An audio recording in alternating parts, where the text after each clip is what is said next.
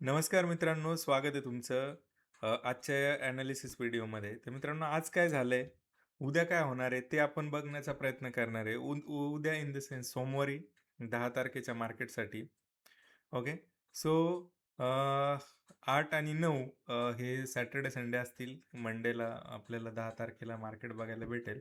ते थोडंसं साइडवेजच बघायला भेटेल. हळू पोझिशन पचतायत. ओके.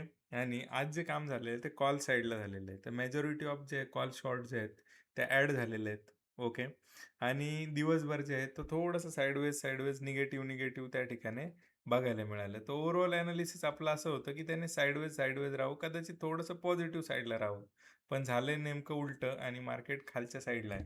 तर ओव्हरऑल डेटाचा जो ट्रेंड आहे तो स्टील अजूनही निगेटिव्हच बनलेला आहे. कन्फ्युजन स्टील आहे. मी तुम्हाला वारंवार हे करत आलोय. ना आपण लाँग चाललोय, ना आपण शॉर्ट चाललोय. ज्यावेळी आयडियल कंडिशन येईल, डेटा तसं डेव्हलप करेल, अग्रेसिव्ह साईडला आयदर वरच्या साईडला किंवा खालच्या साईडला, तर त्यावेळी मी तुम्हाला अपडेट करेल. तर स्टील डेटा जो आहे तो साइडवेज आणि निगेटिव्हच आहे.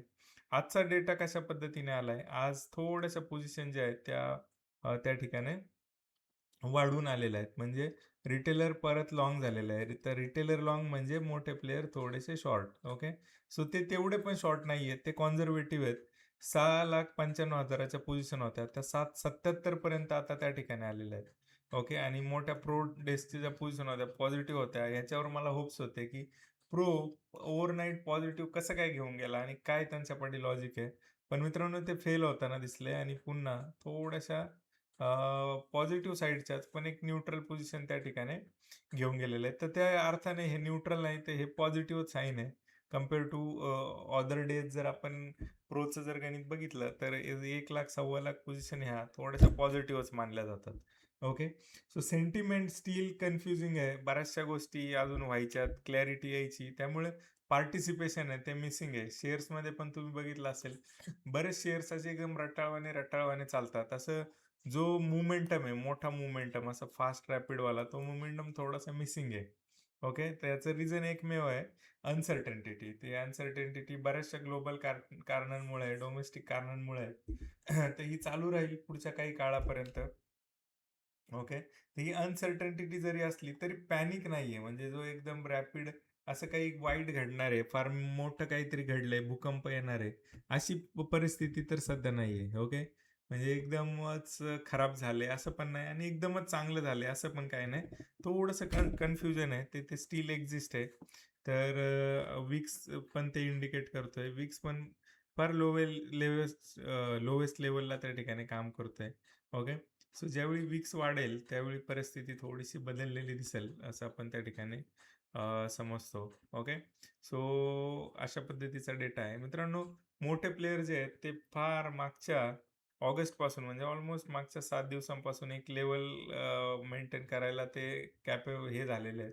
कधी खाली, कधी थोडंसं वरती, वरतून खाली, पुन्हा वरती, साइडवेज, निगेटिव्ह असं करत हा जो पॉइंट आहे, एक एव्हरेज पॉइंट त्यांनी मेंटेन केलेला आहे. ओके. आणि एक्सपायरी ह्याच आजूबाजूला होणं अपेक्षित आहे. डेटाही तसंच सजेस्ट करतोय. तर एक्सपायरीला अजून 2 दिवस आहेत ॲक्चुअली, पण समजून घ्या की एक साइडवेज एक्सपायरी आपण त्या ठिकाणी एक्सपेक्ट करू शकतो. Okay. So no aggression in buying or in selling also. So सध्या तरी साइडवेज कॉन्झर्व्हेटिव्ह. ओके. इव्हन थोडंसं स्टे अवे आणि कन्फ्युजिंग असंच आपण त्या ठिकाणी समजू.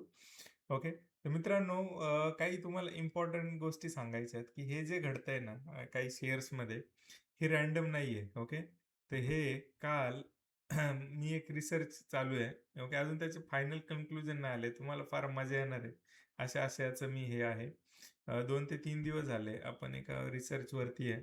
एक नवीन रिसर्च, एकदम इंटरेस्टिंग रिसर्च, की ज्याच्यामध्ये आपण ऑलरेडी काही पॅटर्न आपल्याकडे होते.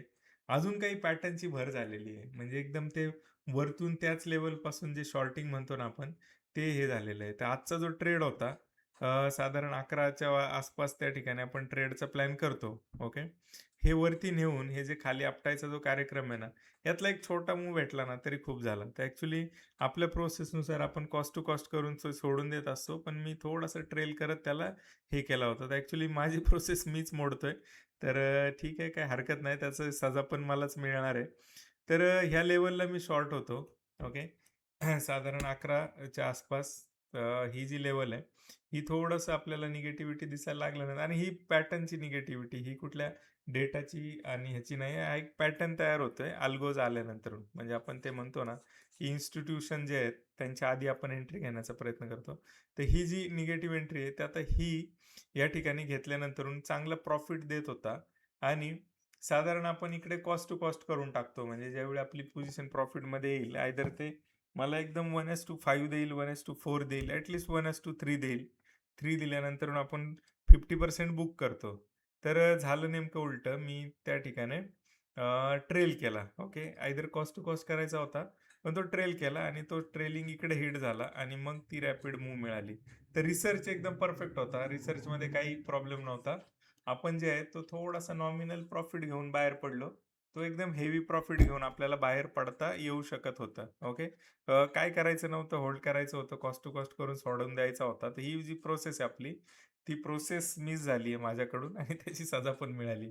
सो मित्रांनो, इम्पोर्टंट पार्ट हा आहे, जर ही जे पॅटर्न आहे, तर ह्याच्यात ॲडिशन झाली आणि हे जर आपल्याला निगेटिव्ह मूव्ह अर्ली पकडता येत असतील, तर हे फार मोठं मॅजिक त्या ठिकाणी होऊ शकतं आणि हे मॅजिक म्हणजे हे डेटाचं मॅजिक आहे. हे कोणीतरी आल्याचं, कुणीतरी गेल्याचे फूटप्रिंट्स आहेत.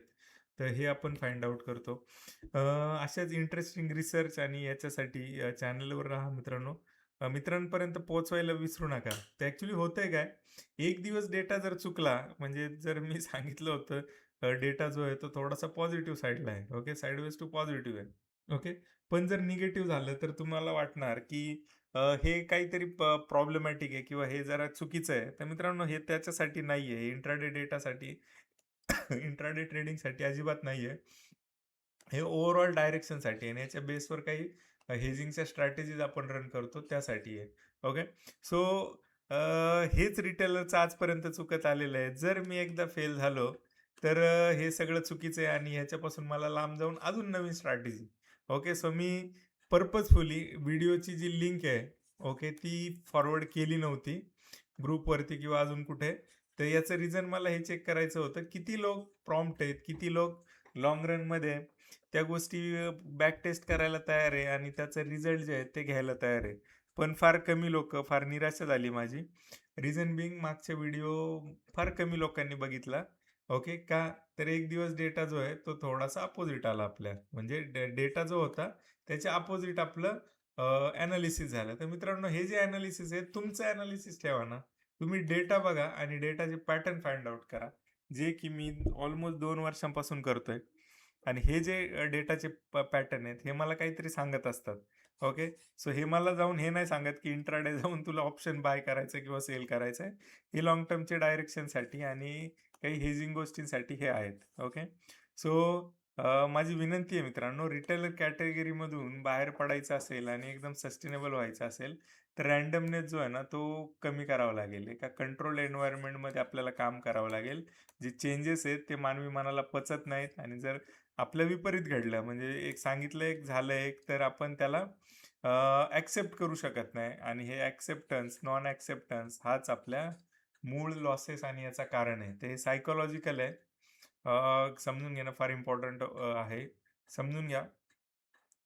तुम्ही जर व्हिडिओच्या शेवटीपर्यंत आला असाल, तर तुम्ही 100% एक जेन्युइन आणि काय त्याला बोलतात, एक वेल फॉलोवर, वेल विशर आहात आणि अ, तुमची जी जर्नी आहे ती फार चांगल्या पद्धतीने पुढे जाण्यासाठी तयार आहे. एवढं मी नक्की सांगू शकतो. ठीक आहे. थँक थांबूया आजच्या या व्हिडिओमध्ये. असंच प्रेम देत राहा.